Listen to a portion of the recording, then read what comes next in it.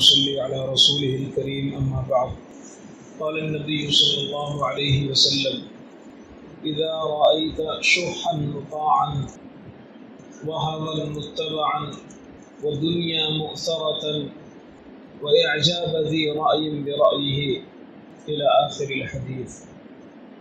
محترم بزرگوں اور دوستوں، آپ صلی اللہ علیہ وسلم نے ارشاد فرمایا کہ قیامت سے پہلے جب 4 چیزیں ظاہر ہو جائیں تو سب جھمیلوں سے تم آزاد ہو کر، سب کی فکر چھوڑ کر بس اپنے آپ کی فکر میں لگ جانا۔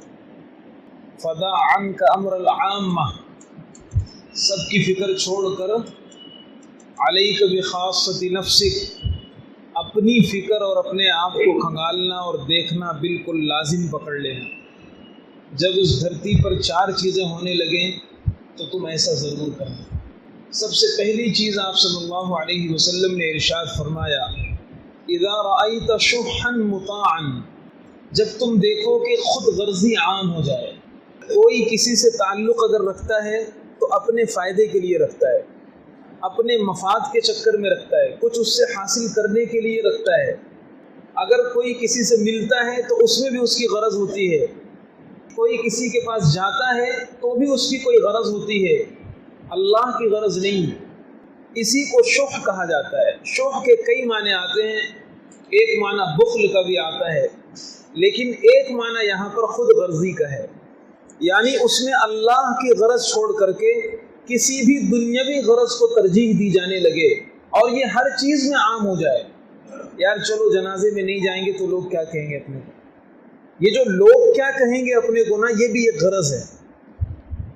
اپنے پڑوسی بہت دن ہو گئے یار اپنے بہن کے پاس نہیں گئی ملنے، کیا سوچے گی وہ، یہ جو کیا سوچے گی وہ نا، یہ بھی غرض ہے، یہ نہیں ہے۔ اس غرض سے جانا ہے کہ اللہ کا ایک حق ہے، اللہ نے حکم دیا ہے، رشتہ داری نبھانا چاہیے، صلہ رحمی کرنا چاہیے، لیکن جب وہاں یہ آنے لگے کہ وہ کیا کہے گی، وہ کیا سوچے گی، سماج کیا سوچے گا، اپنے کو اچھا نہیں لگ رہا، بہت دن ہو گئے نہیں گیا، یہ بھی غرض ہے۔ اذا رأیت شحا مطاعا، جب تم دیکھو کہ ہر چیز میں اسی غرض کو عام قبول حاصل ہو جائے، ہر جگہ اسی کا سکہ چلنے لگے۔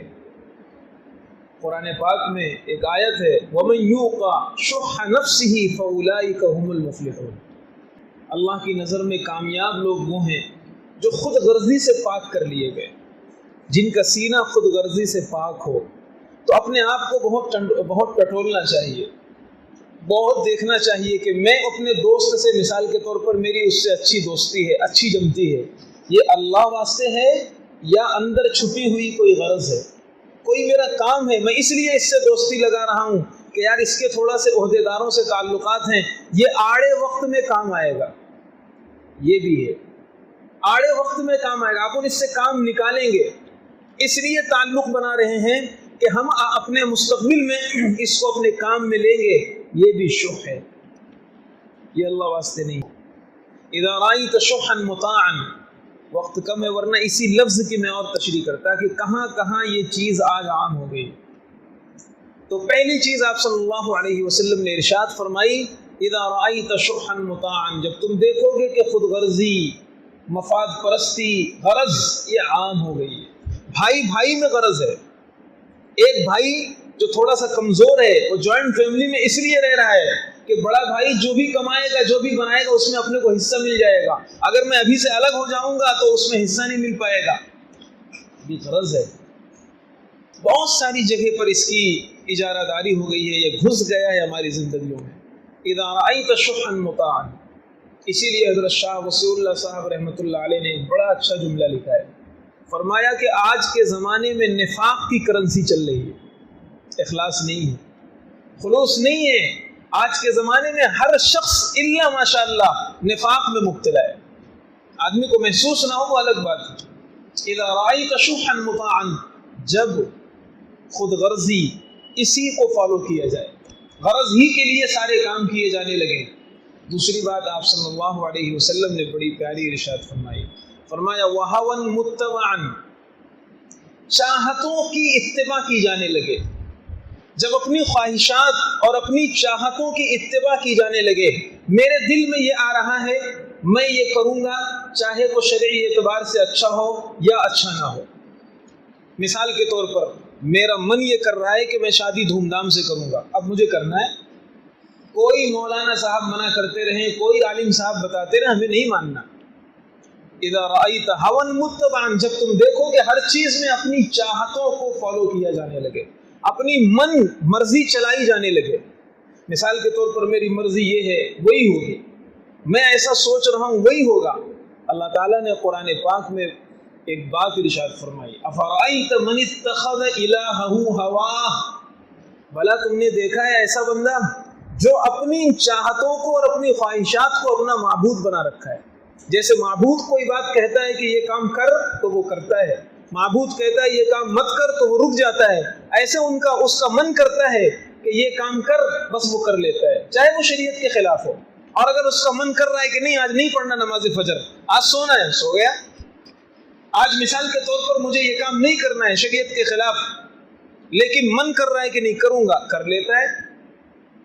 تو جب تم دیکھو کہ دنیا میں خواہشات کو قبول مل جائے، عام ہو جائیں، چلنے لگے، اور ہر شخص انہی کو اپنی چاہتوں کو ماننے لگے، تو بھی سمجھ لینا کہ قیامت بہت قریب آ گئی.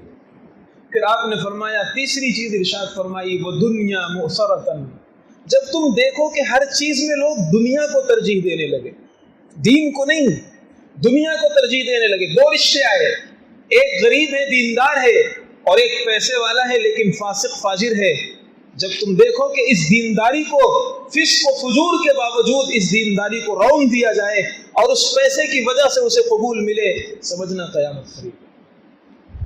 امام ابن سیرین کی صاحبزادی، بڑے بڑے بادشاہوں کے رشتے آئے. ملک العلماء علامہ کاسانی کی صاحبزادی، بڑے بڑے شہزادوں کے رشتے آئے. پوری تاریخ ہے، دینداری دیکھی انہوں نے.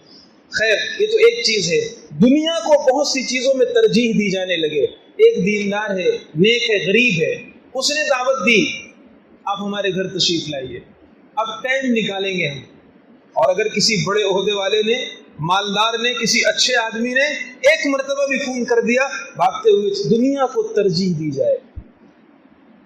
دنیا موسرتن، ہر چیز میں آپ دیکھو، اپنے دماغ کو ٹٹولو، اپنے آپ کو چیک کرو، کہیں ایسا تو نہیں کہ جب دونوں دعوتیں ہیں تو میں ایک کو ترجیح کیوں دے رہا ہوں اور ایک کو پیچھے کیوں کر رہا ہوں. اس نے بلایا میں بھاگتے جا رہا ہوں، اس نے بلایا میں ٹائم نکال رہا ہوں. دنیا موسرتن، جب تم دیکھو کہ بہت سی چیزوں میں دنیا کو ترجیح، ایسے دوست منتخب کیے جائیں گے جو دنیا دار ہیں. دینداروں کے پاس بیٹھنے کے لیے ٹائم نکالنا پڑے اور دنیا داروں کے پاس وقت مانگنا پڑے کہ آپ ہمیں تھوڑا سا وقت دو بیٹھنے کے لیے، ان کے پاس جانے کے لیے، ان کی چائے پینے کے لیے. جب تم دیکھو کہ ہر چیز میں دنیا مسرتن، دنیا کو ترجیح دی جانے لگے، دین کو پیچھے کیا جائے. ٹھیک ہے دیندار ہے لڑکا، لیکن آج کے زمانے میں یار گھر بھی ہونا چاہیے اور یہ بھی ہونا چاہیے، وہ بھی ہونا چاہیے. جب تم دیکھو کہ دنیا کو ترجیح دی جانے لگے. چوتھی بات آپ نے بڑی عجیب ارشاد فرمائی، وہ اعجاب ذی رأی برأیہ، ہر آدمی اپنے کو اتنا مائنڈڈ اور اتنا ذہین سمجھنے لگے کہ میں نے جو رائے دے دی بس رائے دے دی.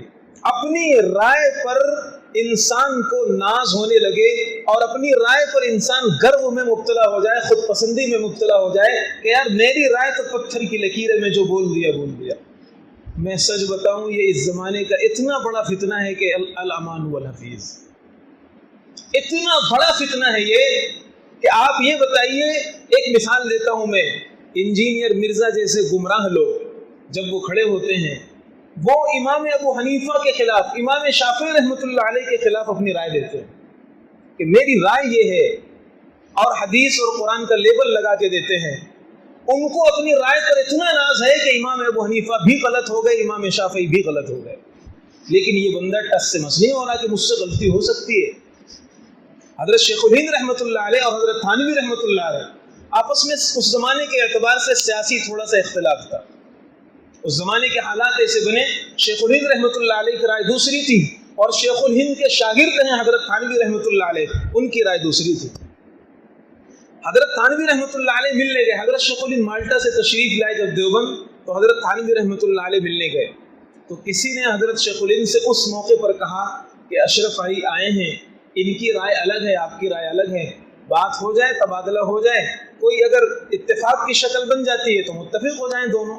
حضرت شیخ الہند رحمۃ اللہ علیہ استاد ہونے کے باوجود اور جہاں دیدہ نرم گرم چشیدہ شخصیت، حالات دیکھے ہوئے شخص، اس کے باوجود وہ کیا کہتے ہیں کہ دیکھو جو میرا موقف ہے وہ بھی میری ایک رائے ہے، میرے پاس وحی نہیں ہے، میرے پاس وحی نہیں اترتی، میری ایک رائے ہے، جیسے اشرف علی سے غلطی ہو سکتی ہے ویسے مجھ سے بھی غلطی ہو سکتی ہے۔ یہ شیخ الہند کا مقام تھا۔ اور ہماری رائے ہے کہ اگر ہم نے مشورے میں کوئی رائے دے دی، اب اگر کوئی رائے کاٹ دیتا ہے تو ہم کو اندر سے خراب لگتا ہے، یار میں نے مشورے میں رائے دی، میری رائے کے اگینسٹ کوئی رائے آ گئی تو مجھے اندر سے برا لگتا ہے، یار یہ بات سمجھ میں نہیں آ رہا ان لوگوں کو۔ کبھی کبھی زبان سے نہ بولے لیکن دل بولتا ہے، کبھی زبان سے اظہار نہ کر پائے دل بولتا ہے۔ گھر میں ہم نے کوئی رائے دی، مثال کے طور پر والد نے ہمارے رائے نہیں مانی، اب ہم والد پر ناراض ہو رہے ہیں، یار اولڈ مائنڈ، سمجھ میں نہیں آتا ان کو۔ آج کے حالات کے حساب سے چلنا چاہیے، آج کے حالات کے یہ کیا چیز ہے، اعجاب کل ذی رأی برأیہ، ہر بندہ اپنی رائے پر ایک دم بالکل اپنے کو کیا سمجھے گا۔ جب یہ زمانہ دیکھ لو، اس وقت آپ نے ایک بات ارشاد فرمائی، بس وہی بات بتا کے بات ختم کرتا ہوں۔ فرمایا دع عنک امر العامہ، اس وقت دنیا کی فکر چھوڑ دو۔ جب یہ چار چیزیں ظاہر ہو جائیں تو پھر دوسروں کی فکر میں اپنی ذات کو نہیں بھول جانا، دوسروں کی فکر چھوڑ دو۔ علیک بخاصۃ نفسک، سر کے بالوں سے پیر کے ناخن تک اپنے کو چیک کرو، فالٹ کہاں کہاں ہے، کمی کہاں کہاں ہے۔ جب یہ چار چیزیں عام ہو جائیں گی تو یقیناً تمہارے اندر بھی کمی ہوگی۔ اب عقل مندی یہ ہے کہ دوسروں کے چکر میں کے بجائے اپنی اصلاح کی فکر کرنا، موت کب آ جائے قیامت کب آ جائے پتہ نہیں۔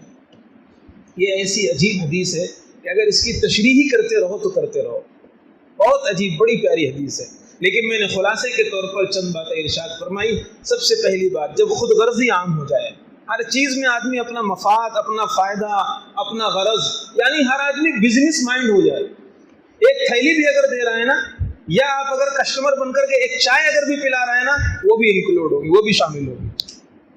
ہمدردی، انسانیت، غمخواری سب ختم ہو جائے، غرض غرض غرض۔ جب یہ عام ہونے لگے پھر دنیا میں خیر نہیں، انسانیت نہیں۔ دنیا میں پیسہ تو رہے گا، ایک بڑے مالدار کروڑ پتی باپ کے میرے رشتہ داروں میں سے ہیں، کروڑ پتی باپ کی کروڑ پتی اولاد، ایک بار آئے مجھ سے ملنے، کہنے لگے مفتی صاحب سب کچھ ہے، اچھا گھر بھی ہے، میں گیا ہوں ان کے گھر پہ، عالی شان گھر ہے، پیسہ ہے، گاڑی ہے، سب کچھ ہے، زندگی میں مزہ نہیں۔ یہ جملہ ہوں گے زندگی بس مطلب ایک روٹین کے جیسے، صبح اٹھے چلے آئے، دھندے پہ گئے، کام پہ گئے، لیکن جو زندگی کا لطف ہوتا ہے، مزہ ہوتا ہے، جو زندگی جی جاتی ہے، وہ نہیں ہے۔ میں نے ان کو کچھ نہیں کہا، الا بذکر اللہ تطمئن القلوب، اللہ کا قرآن کہتا ہے اللہ کے پاس سے وابستہ رہو، دین پر چلو، تب زندگی کا لطف ملے گا، ورنہ صرف زندگی جیو گے زندگی کا لطف نہیں ملے گا۔ وآخر دعوانا الحمدللہ رب العالمین۔